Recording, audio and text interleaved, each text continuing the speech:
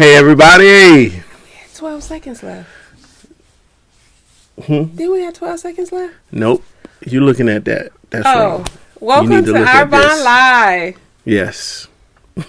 We are live every yes, we are live. Tuesday at 7 and this p.m. is a sign that we are live. Yes, we are live. Thank you for tuning in every Tuesday at 7 p.m.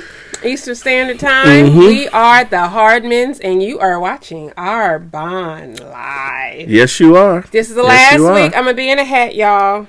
We had this big holiday celebration this weekend. I'm getting my hair done this week, so Lord. had to get my perm and stuff. Yeah. But, I mean, I don't like just wearing hats all the time, but sometimes it's a necessity. Yes, it is. Share. Like yes, us and share. Thank you for joining us tonight. And if you don't know us, like I said, we're the Hardmans, been married 15 years, only knew each other 2 months before we married. 15. Yeah. So I've only known him 15 years and 2 months. How about that? In 3 days, maybe. We have 4 beautiful girls, and we like to discuss trending topics. Yeah.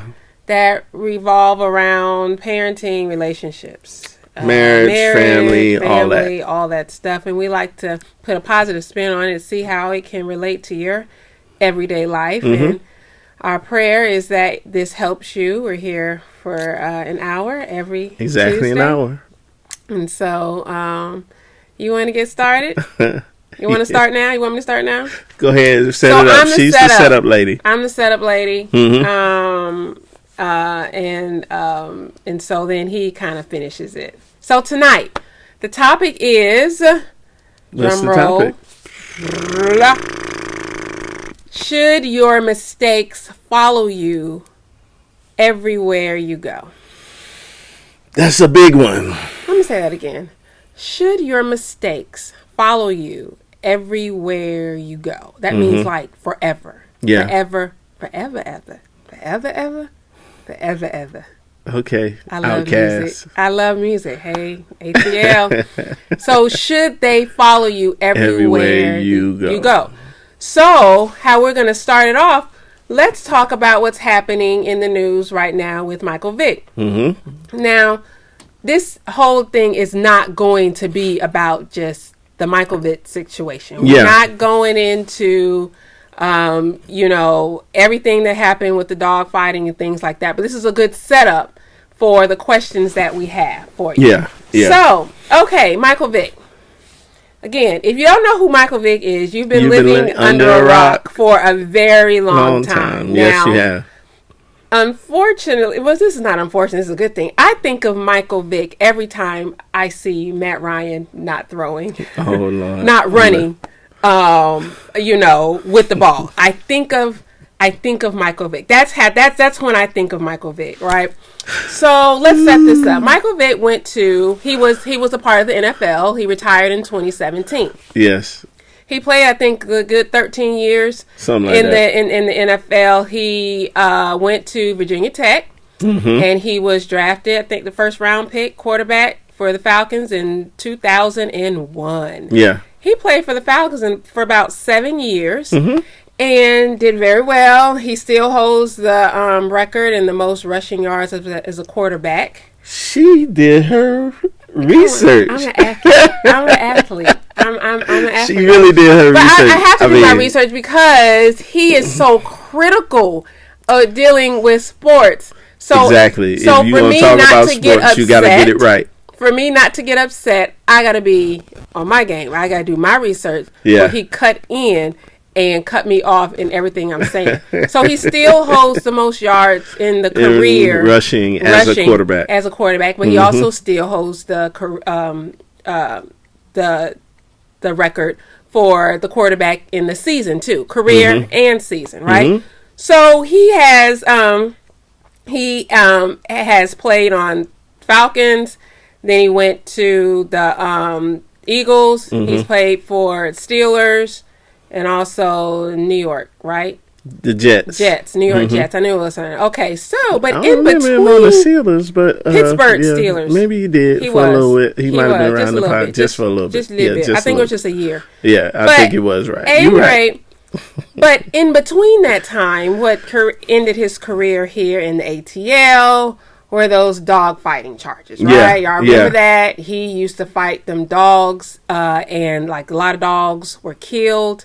It was very brutal, very brutal. Yeah. And because of that, he did 21 months in the federal prison. He had the kennel, bad news kennel. Yeah, he this is very bad. And just those pictures, just horrible. Yeah. He did his time, 21 months in the feds.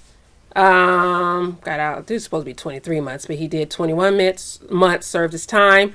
And the NFL did welcome him back. Yeah. Since then, he's contributed a lot to society. Yeah. He's given hundreds of thousands of dollars to the Humane Society. Yes. He wants to teach young kids not to follow in his footsteps. Yeah.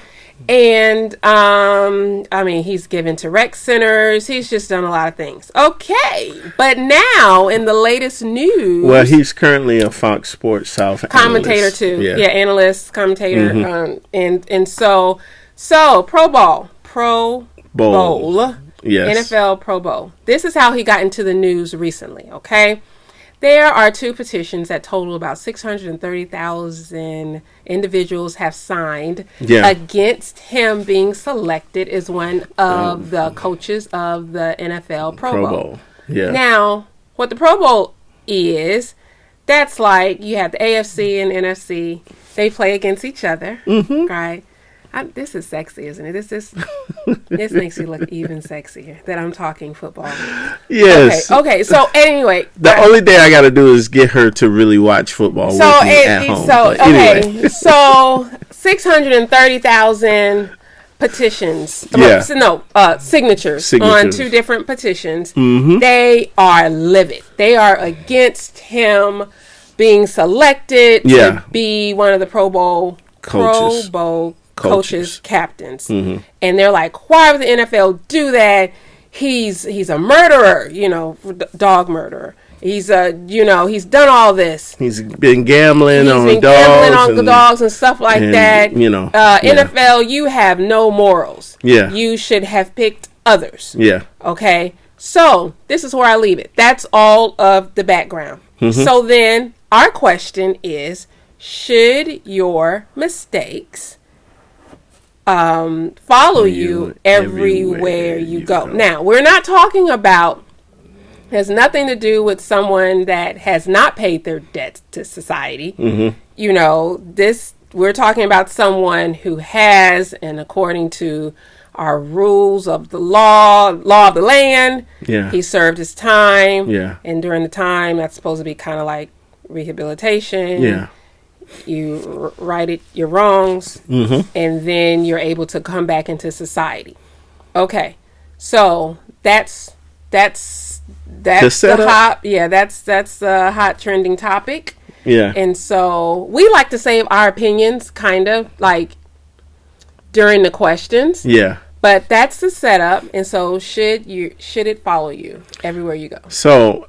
Now, we want everybody on here to share, comment, like, what you think. First of all, like, share, comment as much as you possibly can, because this is what helps spur our conversation. Right. This gives us an opportunity to really just share what's on our heart, but then it also gives us the opportunity to hear your views and your take on the topic of which we're discussing tonight. Should your mistakes follow you everywhere you go? Now, everywhere. I really believe in second chances. I really believe in third chances. I really believe in fourth chances. I really believe in multiple chances. Why? Because who you are today is not the person you will be 5 years or 10 years or 20 years down the road. I think everyone everyone has evolution. We all have the opportunity to get better. And I think, too, people should be making progress in their lives. So what you see about a person in their 20s, when Mike Vick did all of that, he was 23, 24, 25 years old, young person. They say men's minds don't mature until after 25. That's from Really? Yeah, they say 25 is when we fully become whatever. Stop it. No, we married when I think you were 27, right? I was 27 when we got married. Okay. But yeah, they say men's minds don't fully mature until they're 25. Based off of the DSM psychological manual. I do my research too, counseling and all that. And that makes you so sexy. But anyway, so what a person does in their teens or their 20s should not be the sum total of who they are when they're in their 30s and 40s and 50s or so on. And what happens too in life, we have an opportunity to grow and get better. So I think now there are certain things that could put you in a position on where consequences can come. Mm-hmm. And I do believe that when a person does something wrong, and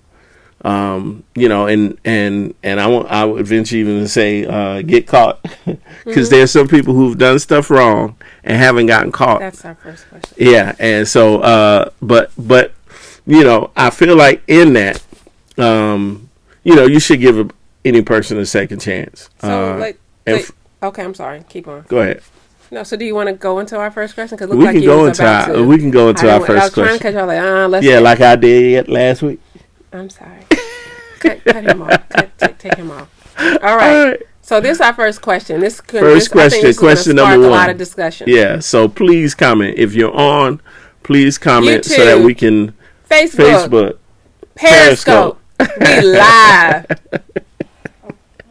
So please, you hear the countryside of her come out. We live. But anyway, first question: do you feel you should have suffered the consequences of mistakes no one knows about? Do you say it again? You gotta say it about 2-3 times. Do you feel you should have suffered the consequences of mistakes no one knows about? Number 3. Do you feel you should have suffered the consequences of mistakes no one knows about? Wow. All right. That's a heavy question. Everyone that is watching, and even everyone, us too, and everyone in this household has done something. Yes. That no one else knows about. Yes, exactly. And there should have been consequences. Yes. And like our production assistant, our daughters rotate with production assistants. Mm-hmm. She raised her hand as being one of those that she has done something. We all have. We have all. She just raised her hand. The spirit hit you. Yeah, we have all done something that we should not have done. Yes. And that we didn't get caught. But we received grace. Yes. And imagine if someone else knew. Wow. Imagine if the entire world was watching. Imagine if people knew and that's the last and the only thing that they think about you. Like sometimes, like when we're talking sometimes about marriage in our marriage groups, we always say, like, when you and your spouse are going through issues, now we're not talking about like stuff to where you feel unsafe and you need to tell someone in order to seek help, but marital spats, marital just issues that that it's typical for a marriage to go through. There's two different people. You shouldn't be quick to tell mama them, sister them, friends and them and all that, because that's the last thing that they remember. Yeah. And then when y'all work it out. Yeah, when y'all make up, they still got their arms folded looking at y'all mad and with the side eye. Side eye and talking bad. Yeah. So it's like, what if people really knew some of your skeletons? Yeah. Some of your secrets. Mm-hmm. Could it possibly be that you are judged on that for the rest of your life? Yeah. How would that make you feel? Woo. All right. So with that, I think a lot of times too, you may not have gotten caught by the person that you offended or did something against, But from a biblical and from a Christian standpoint, God always has a way, and God knows. Even the stuff you think that nobody else knows, God knows. And I think a lot of times we end up having other consequences that happen as a result of the actions that we've done that may not be particular to the person trying to punish us per se, but because we've done some things and we've made mistakes and we've fallen short. However, people don't always have to catch us in something. God always catches us. I remember the time that I snuck off one time from the house, and I was riding the bike, and I was trying to sneak away from Omar because my brother, he was responsible for me, because he was 4 years older than me. So when he went somewhere, I had to go with him. And so one day he was like, "Oshi, stay right here. Oshi, stay right here." And I was like, "Man, I ain't staying right here. I'm about to ride my bike somewhere, man." So I'm riding my bike. And as I'm riding my bike, I started looking back to see if he was seeing where I was going. And when I looked back, I took my eyes off of where I was going. And I flipped over my bike. And I still have a major scar on my elbow as a sign of me trying to get away from my brother. And man, he joned me the whole way home. He joned me. He was mad. He said, "I told you not to go nowhere. I'm responsible for you, man." And he was on me, man. And I felt bad. Not only did I get injured physically, but I was injured emotionally because I got caught. And then I bared consequences right then and there. Because if I would have stayed with him, I would not have a scar right now on my elbow. But, so in a sense, that particular consequence followed me right then and there. And then I had an opportunity to pay for it. And when I look back at that elbow, it is a constant reminder of what I did wrong back when I was probably about 11 or 12 years old. So, but what if we have those constant reminders that haunt us, and we're not able to kind of move on because sometimes we can kind of self-sabotage ourselves. Yeah. And thinking that, oh, this mistake was so huge, I'm not worthy to, to have positive things come my way. I'm not, what do you say to the person that are plagued by some of the mistakes that they've made? I feel like when a person continues to hold themselves in contempt, or they always feel guilty about what they've done, you can never really get to where you're going if you're stuck in the past. Yeah, I made a mistake. Yeah, I've done wrong. Yeah, I've did this and I've done that. However, if you continue to keep that in the forefront, you'll never move to where you're supposed to be, and you'll become paralyzed. And you'll be in your own state of paralysis because you never can get past that point.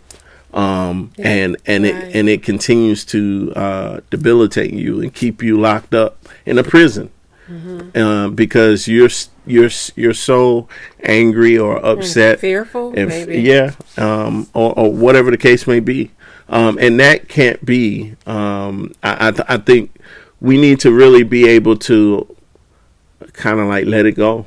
It happened, but let it go. And that decision is not the sum total of what my life should be like. A lot of times we get caught in situations and then we make, permanent decisions on temporary situations. Decisions on temporary situations. Because the situation is going to pass you. Right. But because you've made a decision that continues to keep you demoralized or keep you depressed or keep you despondent or keep you in a position of not wanting to move forward because you're still looking back, then, you've made that decision to stay where you are instead of saying, okay, yeah, I made a mistake, but how am I going to get past this? As the scripture says, a just man falleth 7 times, but he gets back up. And I think even in those falls or in those mistakes, you should not hold yourself in a position of badgering yourself or beating yourself up for doing that. Yeah, you did it. Own up on it. Whoever you did it to, you can say, I'm sorry, I really made a mistake and I want to move forward. But here's the thing. Now, one of the things I do realize is that there will be consequences for your actions. Every action has an opposite reaction. Mm-hmm. So there's a consequence to what you do. And sometimes we don't always know the length of time in which that consequence is going to linger. So we have to say within ourselves, well, I'm willing to bear whatever the consequences are, however that lasts, but you can't let those consequences stop you from moving forward. Because outside of every consequence, there's a new day. Life continues. Life continues. Like with the Vic situation, it was 21 months. Yeah. After that, he was able to restart it might not have been at the same level.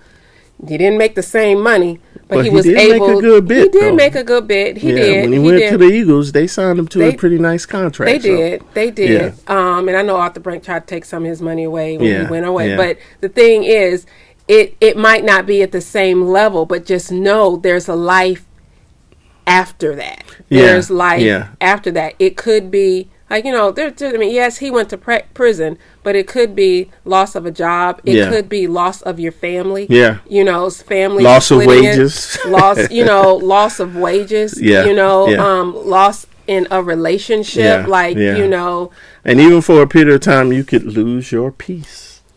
And your mind.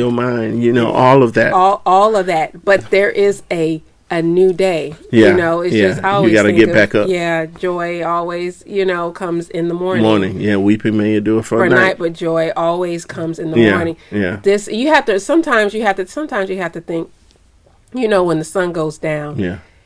There has to be a new day. There's going to be sun the next day. The birds are going to be chirping. You just got to look at the little simple things like that. It's going to be the next day of the week. It's going to be a new season. Yeah. It's you have to, but if you let life paralyze you, you're not going to see that new day. Yeah. And it takes inner strength and God's strength. Yeah. To help you get through it. Yeah. And I'll say this too. Sometimes people will hold judgment on you for a long period of time, even after you forgive yourself and you've paid your debt to society or whatever, or you've done the consequences. And that actually could be one of the consequences, that people will never look at you the same. Yeah. I heard Dr. Miles Monroe say this, and I love listening to Dr. Miles Monroe. Plug to him, even as he rests in peace. But he said, it may take a lifetime to build your reputation, but you could lose your reputation in one single instance. And when you think about that, it may take a lifetime for you to build trust and credibility and, a level of reputation before people. And you make one mistake, or you made a mistake, that whether it's in the public eye or even in private, that one mistake can follow you for a lifetime, in a sense. But it should not stop you. It shouldn't stop you from continuing to pursue different things. We've seen examples of men and women who've gone to jail for different things, but came out and got law degrees, and now are lawyers because they didn't let their past dictate to them on how they were going to move forward. And I think that's really the true essence of perseverance, is even though you might have caused yourself to experience some of the downfall, and you might have put yourself in a bad situation. However, it's up to you on how you're going to move out of that situation. And we got a couple of comments too. And isn't it, I want to say this too before you read the comment, isn't it a blessing that people are not your judge and jury? Like, oh man, God is the one. God is the one always who, you know, who he forgives you. Yeah. You know, and then he honors that recovery. You know, he honors you in your quest to make this right and be better from it. Exactly. Exactly. Did you? Well, hey Tanisha, and hey Jennifer. Hi. Hey Miss Frankie. Hi Mama. It says a hard head makes a soft backside, and then it says God sees everything we do in the long run, and we will pay for it. Hey Meek. Hey. And Meek says so true as well. Yeah. And so in that, you have to really position yourself in a way to say, okay, yeah, I did it. Because if you never address what you've done, or if you never come clean with what you've done, that's another way that it can plague you for the rest of your life. Right. If you become open and you become honest and you say, you know, this is what happened, I did it, I made a mistake, you know, and just really fess up, your life will be a whole lot better, because when you continue to hide things, you got to continue to hide it over and over and over and over again. But when you fess up, you give whatever you've done opportunity for it to be addressed at that moment.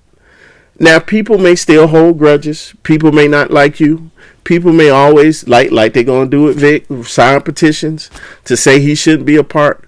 But people who know that every person has made mistakes and every person should have an opportunity at redemption, I think in that, you know, hey, I made that mistake, and people may still hate me for it, but I'm not going to let your hate stop me from pursuing greatness. I may have made a mistake before, but I'm not going to let that stop me from going to where I need to go. That's where we have to be. You know, that's where we have to be. Says in the long run we will pay for it because God sees us. And then Meek says, say it again, and then God sees everything we do, and in the long run we will pay for it. So, and I just really think about that. From our standpoint, we have to be very cognizant of what we do, and then especially, you know, when you become a public figure and you're in the limelight or you're in the public eye, there's always a spotlight on you, and then there's even more scrutiny on your life. So before you even get there, I think God works on our character, or you know, and helps build our character so that we don't have public failures, or we should not have public failures. Now, it doesn't mean that we won't make mistakes in the public eye, but to the degree in which you are in public eye and you become a leader, some of those things that you may have done in your past, you should get past those things. And man, let me just tell you right now, boy, I thank God that, you know, even social media wasn't around when I was in my 20s. Oh, we was younger. I know. When did social media start out? I mean, really, when you think about it, Facebook came. You had MySpace, and then Facebook came out in like 07, 08. Man, people video everything now. Yeah. Everything. Yeah. There's a comment before we go to the second question. Hey, Danita from Tennessee. Happy holidays. Same to you. All right. Happy holidays. And Oh, we want to go to the second question now? Yeah, we can go to the second question. Because we were thankful that Facebook, Snapchat, if Facebook, Twitter, Snapchat, Twitter, Instagram, all of those things, you know, and then having cell phones with cameras everywhere. Yeah. Man, listen, boy. I mean, you know, you think about some of those things you did that may have been just so stupid. I mean, you've done some things that, man, and then people could have just had a camera and just videoed you when you did something wrong. So there's a level of scrutiny, and there's a level of your life on display in this day and age that didn't happen 20 years ago. Oh my God, yes. Yeah. Okay. So question number 2. Question number 2. All right. Are there different levels of mistakes? Are there different levels of mistakes? Are there different levels of mistakes? All right. So in God's eyes, we know then. So He mistakes, i.e., sins. Yeah. Right. Yeah. In His eyes, we know everything's the same. Yeah. There aren't different levels. Yeah. Okay. Yeah. But in reality, in society, there are different levels. There are different levels of what man thinks mistakes are. Yeah. And so we answered the question. But I'm going to even add something to that. We want people to understand, and please comment on these questions. Are there different levels of mistake? That was question number 2. Are there different levels of mistake? I'm going to even add to that. It all depends on who the judge is. Okay. All right. So it all depends on the person who has the ability to now give you your punishment. All right. And I'm going to say that in this because we know that there have been people who have done the same thing but got different sentences. And even coming from the the judicial system and looking at what's happening even in the United States, But then too. Oh, am I cutting you off? Go ahead. But then let's take it. You got from the judicial system, extremely biased. We know that. But then too, let's take it to in our own household. Yeah, sometimes the way that you parent your children. We have 4 different. We have four girls, 4 different personalities. Oh my God, 4 different personalities, maybe all over the place.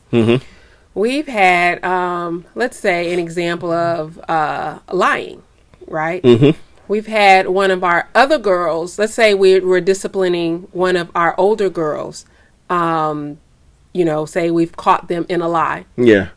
And on one of them, we had to struggle with, we'd be like, did you do this? You ask them. And they say no. You know they're not telling the truth. Yes. But you give them an opportunity again. Give them the opportunity. Did you do this? Yeah. And they were like, no. Okay. I'm going to give you one more time. I'm going to give you one more time. Now, okay, you're already going to get in trouble. Yeah, but now you're adding. But if you come clean, we won't take it on you as bad. There could be a little mercy. Yeah, there's a little mercy in it. But if you continue to lie, oh my goodness, you about to get all of it. All of it, and then some. And then some. Yeah. Third time. Yeah. Did you lie? Did you tell the untruth or whatever? And I think by that they would eventually come clean. Yeah. That's one of the oldest girls. Yeah. Our youngest. Oh my goodness. You say on the first time. Did you lie? Just start. I was like, oh my God, calm down. Okay. All right. Breathe.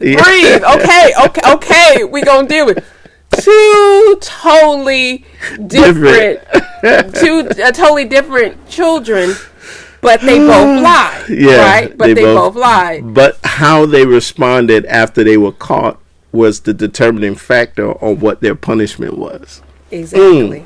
That was good. When you think about it, how they responded when they got caught was the determining factor on what their punishment was. And I really believe that when you come clean on the first go around, and then there's been times where you may have done something wrong and the person might not even caught you.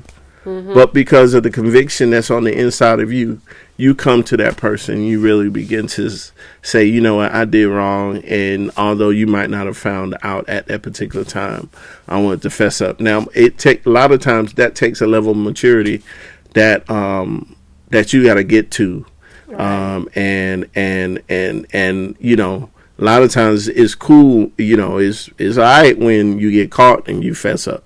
But what happens when you didn't get caught And that thing eats up at you. And it eats up at you, you know. Yeah. I thank God for a conscience. I thank God for conviction. I thank God for, you know, having a level of, you know, knowing that, hey, you knew it was wrong before you did it. So I think those things play a major role in what the consequences are in your life. And I really see that as a level of maturity and growth and development when you're able to do that, even when no one was looking or no one found out, but you were able to come to a place of apologizing and really bringing the issue out in the open. That's a level of growth that I think we all need to get to, you know. But go ahead. Why are you smiling? I feel convicted. Oh, Lord. The mortgage company gave us a refund and I cashed the check. I should have told you. I feel so bad. I said, it's just, and I cashed it. How much was it? Nah, anyway. It's all right. And spent it. You just cashed it and spent it, but they let your husband know who paid the mortgage. Yeah, I did. I felt convicted. I tell you. I just felt convicted, baby. You be preaching. Really? Mm-hmm. See how that go? You just be preaching. See how that go? And you just convict. You just be convicting me all the time, and I love it. I love to hear you spew knowledge. Now she's trying to butter me up, but we gotta address the issue, because you can't just put that out there in the atmosphere and then want to move on. You know what I mean? Because guess what? I felt convicted. That's going to follow you for a little while. Man, I spent that thing. She ain't say nothing to the people. I didn't. Ain't even let me know. Now she will be all up on me. And okay, yeah. All right.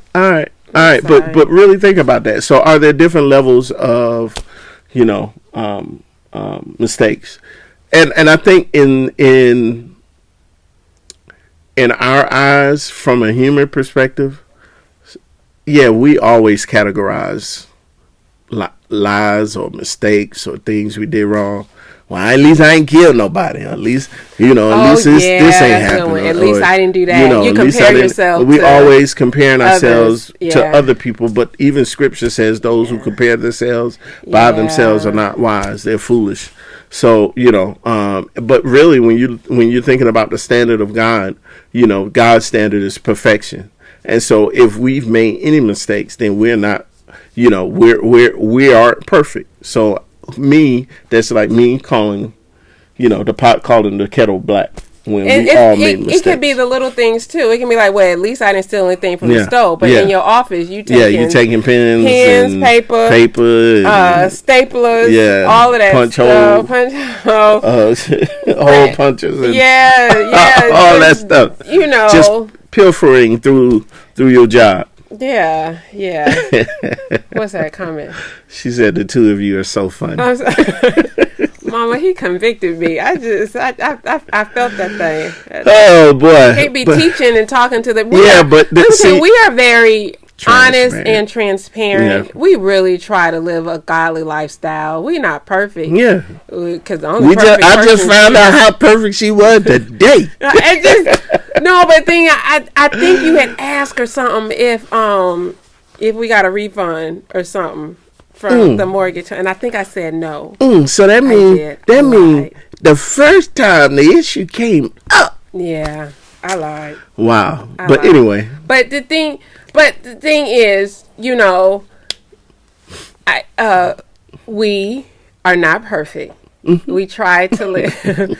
We try, and there's no such thing. And I told my girls were asking me the other day, what's the difference between a white lie and what was it?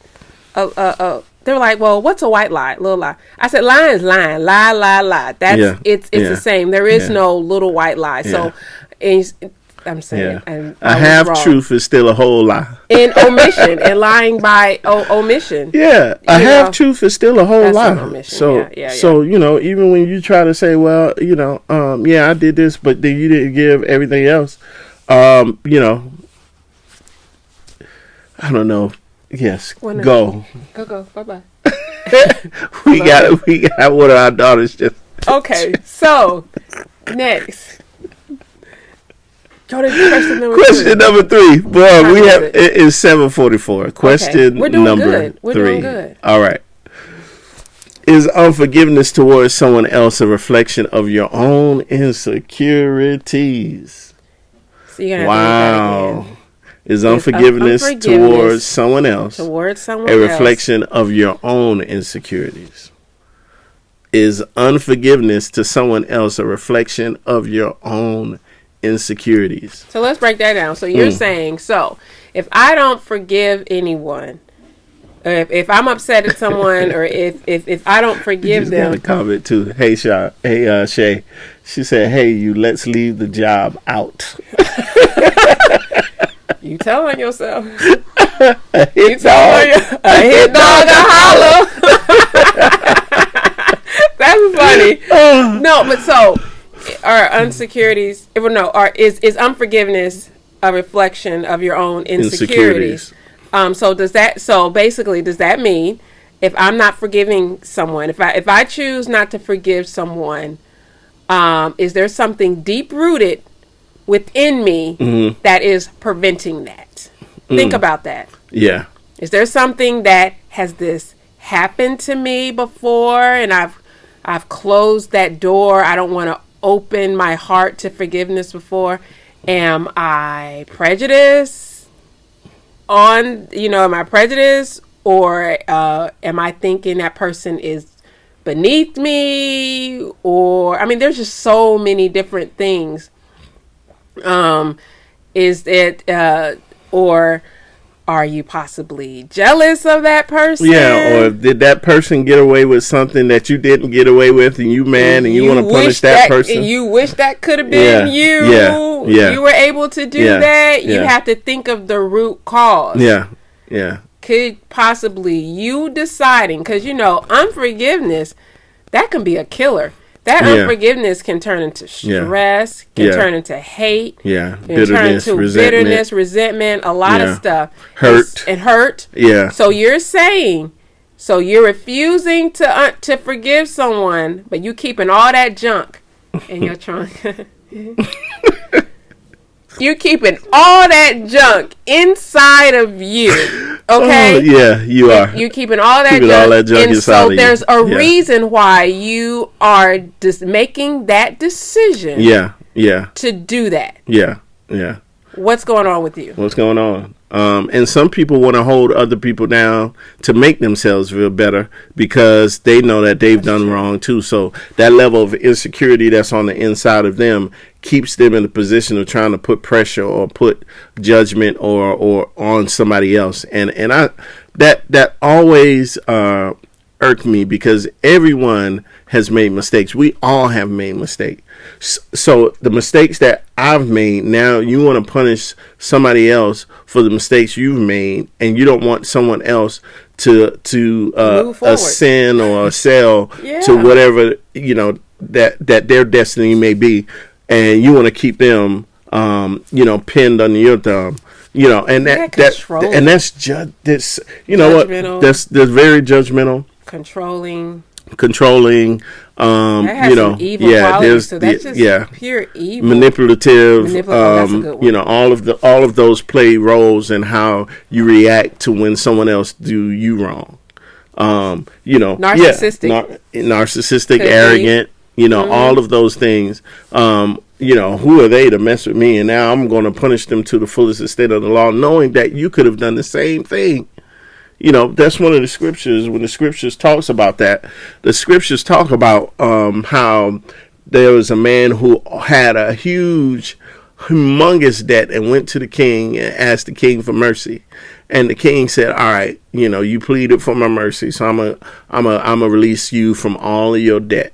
Mm-hmm. So he finds somebody who had a little small debt that owed him. Right.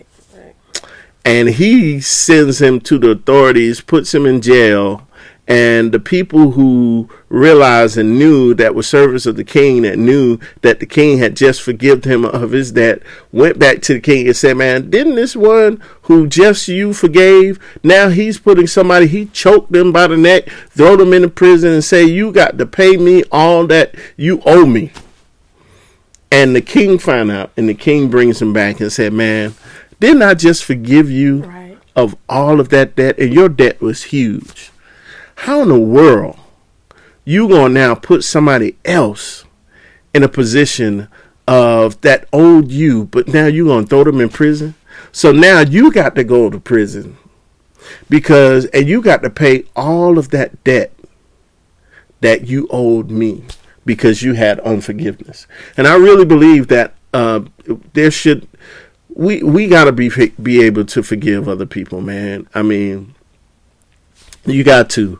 You can't hold unforgiveness in your heart. You can't allow a level of unforgiveness to continue to plague you, because forgiveness is not for the other person. Forgiveness is for you. And I know sometimes we've talked about this on other episodes. Excuse me, but forgiveness is not for the other person. Forgiveness is for you. And I think we've said this before. You don't forgive at the point of apology, but you forgive at the point of the offense. And I also think too, yes, forgiveness is a major component, but also too, you gotta empathize with people. Yeah. Empathize and sympathize with people if you've gone through that similar situation. Because a lot of us can be, call it nice nasty. Yeah. Even to something like simple. Let me take it to kids. When I was talking to one of my girls, or a couple of them, I forget which one. It was about grades.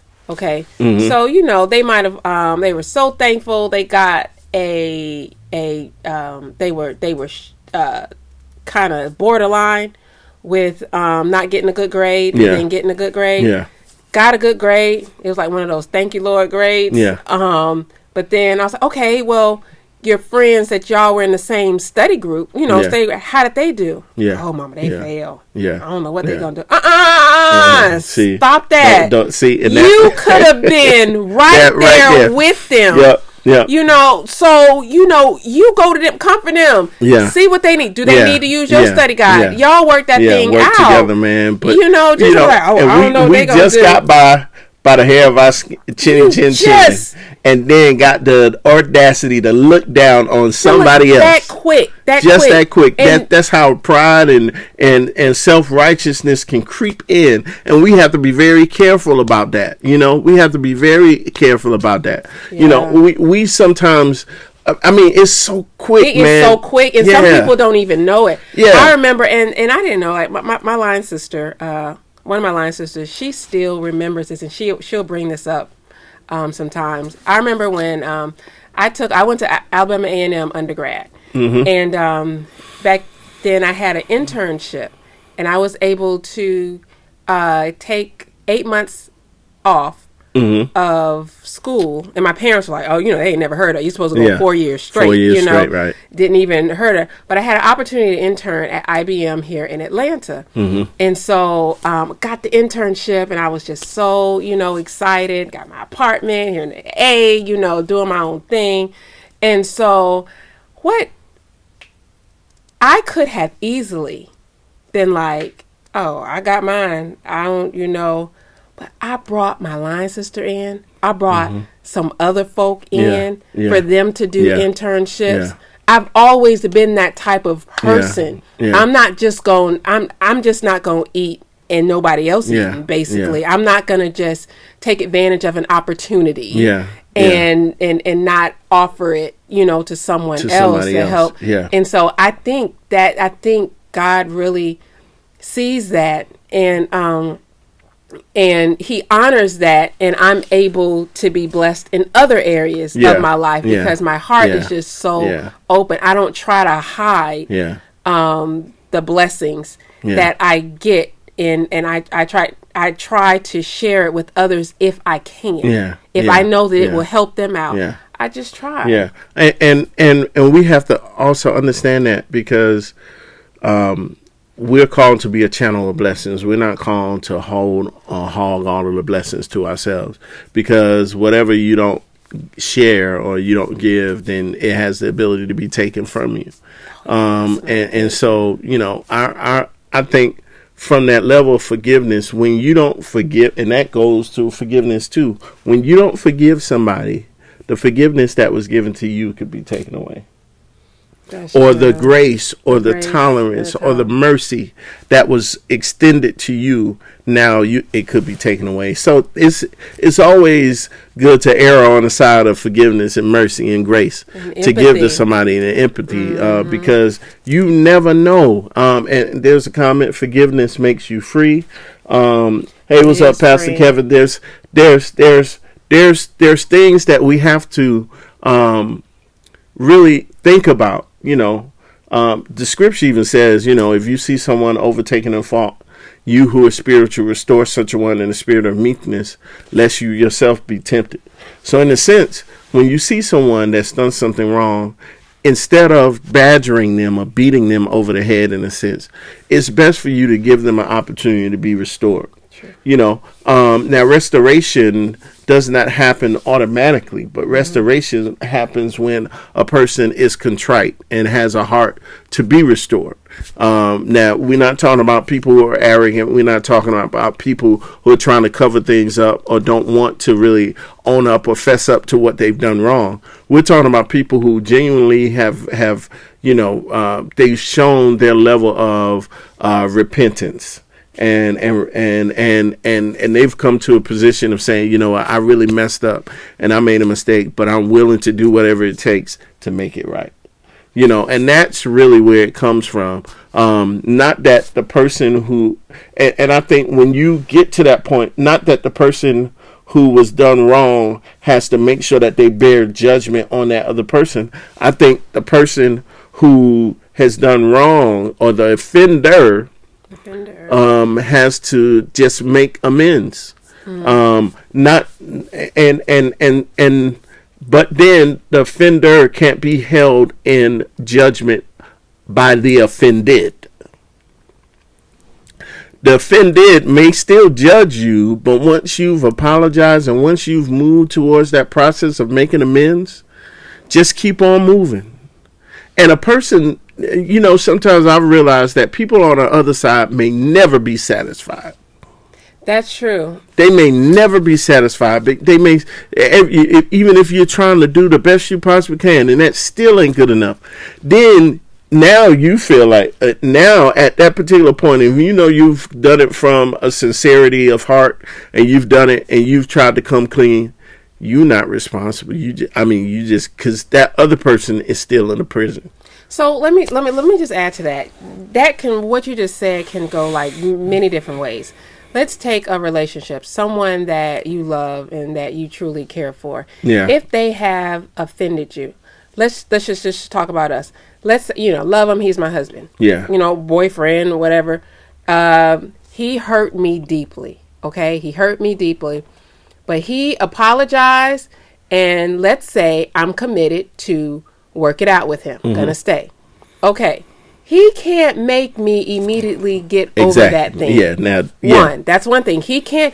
My timeline, if we both committed to stick it through, he can't give me a timeline to get over it. Yeah. All right? And he can't say them words. Yeah. Get over it. No, that's the worst. That's the worst you can do. 3 words you could say. He could say to somebody you've offended. Now, for me, because we both in this relationship, right?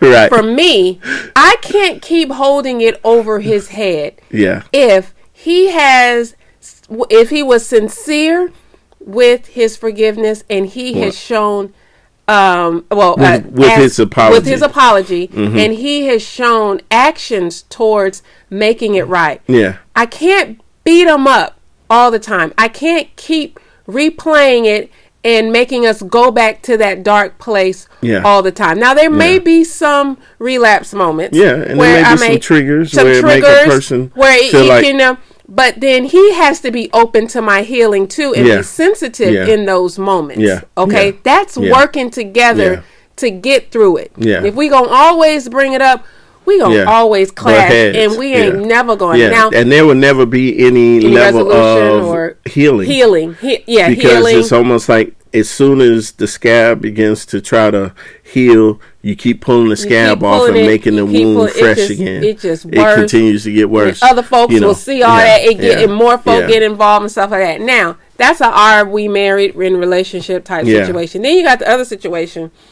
As someone you ain't living with, y'all not emotionally tied to, connected to, or like that. Listen, it could be some family, or it could be a friend, or it could be an associate. Sometimes, once you say, once you ask for forgiveness, and you just put it out there like, I apologize, my bad, I did not mean to do that. Can I make it right? Is there anything? They can either accept that apology or reject it. You cannot get mad if they rejected it, but you did what you were supposed to do, and God is pleased. They can accept it, and then two, it's okay if they accept it, but still try to handle you with a long hand spoon, right? Because they probably might have some trusting issues, again, and things like that. But you can't get mad at them for not y'all getting back to, okay, how y'all used to be. It's gonna take some time. It's just gonna take some time. So I just wanted to do those. I think there's different levels. Yeah, there's different levels, and the questions that we ask there, even in those levels of insecurity, people will hold you in contempt because of what's on the inside of them. But you can't let people hold you in contempt. You have to be as sincere and as open, as honest as possible to try to make amends. But if that person don't want to make amends, you got to let it go. You got to let it go. You got to let it go.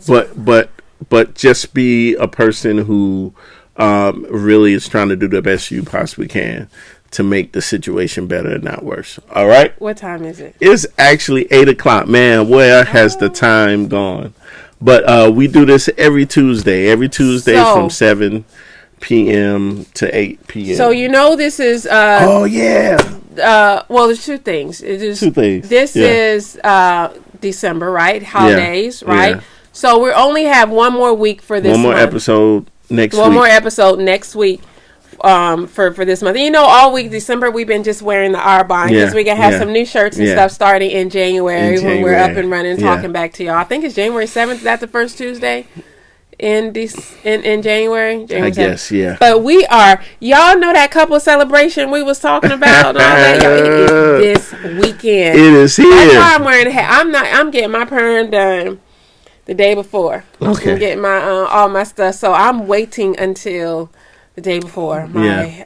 So I already got and my we've dress. heard about different folk out there saying we doing our thing and getting out, taking days off and all that other stuff. Makeup done, all that. We are so excited. Yeah, we're so excited. And we're looking forward to an awesome event this Saturday at 7 p.m. Yeah, and for those we're y'all gonna have a great time that purchase tickets, you're gonna get a final email from me tonight. Yes. Final email from me tonight. But so we love you guys. Thank you for tuning in. Every Tuesday, 7 p.m., same time, same place. Join us, and we thank you for allowing us to even come into your house and be able to, or wherever you are. To come into your area, your space, to be able to talk about different topics that directly affect us or indirectly affect us. So and we pray that this blessed you. Yeah. All right. So love y'all. We will see y'all next week. Peace, like Pam. Peace.